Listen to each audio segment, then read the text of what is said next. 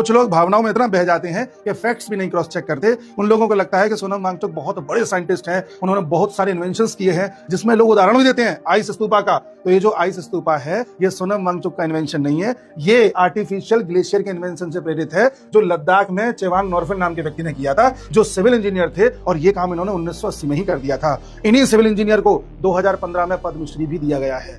तो जो सोनम वांगचुक क्रेडिट लेना चाह रहे हैं, वो क्रेडिट इन्हीं का काम का इंस्पिरेशन है। और सोनम वांगचुक ने जिस तरह से वो इंप्लीमेंट किया था, उससे तो लद्दाख में कई किसानों को भी नुकसान हो रहा था, उनको पानी की कमी हो गई थी, इसके चलते किसानों ने विद्रोह भी किया था। साथ ही लोग कहते हैं कि पूरे लद्दाख में 5G की जो सुविधा है, वो लाइफाई के जरिए सोनम वांगचुक ही लेकर के आए हैं, उन्होंने ही एक क्रांतिकारी बदलाव किया है। तो ये भी सफेद झूठ है। ये व्यवस्था भी नैब वायरलेस टेक्नोलॉजीज नाम की कंपनी ने स्टार्ट की थी। इन्होंने खुद कहा था कि हम लद्दाख गए थे लाइफाई के सेटअप लेकर के, और हमने वहां पर यह प्रयोग किया था, और फिर सोनम वांगचुक के एनजीओ ने आकर के इस व्यवस्था में पार्टिसिपेट किया था। तो इनको क्रेडिट जाता है, ना कि सोनम वांगचुक को। उसी क्रम में बताया जाता है कि सोनम वांगचुक तो लद्दाख में सोलर पैसिव हाउसेस लेकर के आए हैं, जिससे कि सर्दियों में भी घरों में गर्मी बनी रहे। तो ये प्रैक्टिस भी सोनम वांगचुक की नहीं है, लंबे समय से लद्दाख में की जा रही है। इसमें कई अलग अलग तकनीक शामिल है, जिनमें से एक बड़ी तकनीक है ट्रॉम्बे वॉल तकनीक, जो दुनिया भर में प्रसिद्ध है। ये 1960 के दशक से दुनिया भर में प्रैक्टिस की जा रही है। और रही बात लद्दाख की, तो लद्दाख में इस तरह के सोलर पैसिव हाउसेस पर काम 1980 के दशक से चल रहा है।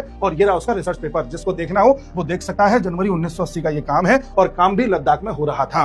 तो सोनम वांगचुक ने आकर के कर दिया है, ये अर्ध सत्य है, कहें तो सफेद झूठ है। लेकिन जो लोग भावनाओं में बह जाते हैं, कोई फैक्ट चेक नहीं करना, उन्हें लगता है कि बहुत बड़े साइंटिस्ट हैं। एक चीज और बता दूं, सोनम वांगचुक के नाम पर एक भी पेटेंट नहीं है। अगर एक भी चीज की खोज खुद की होती तो पेटेंट जरूर कराया होता। दूसरी बात, इनका जो एनजीओ है वो विदेश से फंडिंग प्राप्त करता था, और विदेश में भी जो मेजर फंडिंग प्राप्त हुई है, पता चला है फोर्ड फाउंडेशन से हुई है, जो कि बिल गेट्स की है। और पहले भी बता चुका हूं, हल्का आदमी नहीं है। इनके पिताजी कांग्रेस के एमएलए थे, और 1975 में शेख अब्दुल्ला की जम्मू कश्मीर सरकार में मिनिस्टर रहे हैं। अब शेख अब्दुल्ला, जो अब्दुल्ला सरकार अभी भी जम्मू कश्मीर में है, वो किसी को मिनिस्टर बना रहा है, तो सोचिए उसका कितना वफादार वो व्यक्ति होगा। उसके साथ ही ये बात भी जान के रखिए कि भारत में धीरे धीरे लोगों को कल्चर किया जाता है, विदेशी अवार्ड दिलवा करके, अच्छे अच्छे फाउंडेशन से उनको अलग अलग रैंकिंग दिलवा करके, अलग अलग जगहों पर मंच देने से ऐसा लगता है कि ये आदमी कितना ग्लोरीफाइड होगा। उसी क्रम में एक बड़ा प्रसिद्ध अवार्ड है मैग्सेसे अवार्ड, भारत में कई लोगों को मिल चुका है। 2018 में सोनम वांगचुक को मिला था, एक टाइम पर रवीश कुमार को भी मिल चुका है। रवीश कुमार कितने निष्पक्ष हैं हम सब जानते हैं। एक टाइम पर अरविंद केजरीवाल को भी मिल चुका है,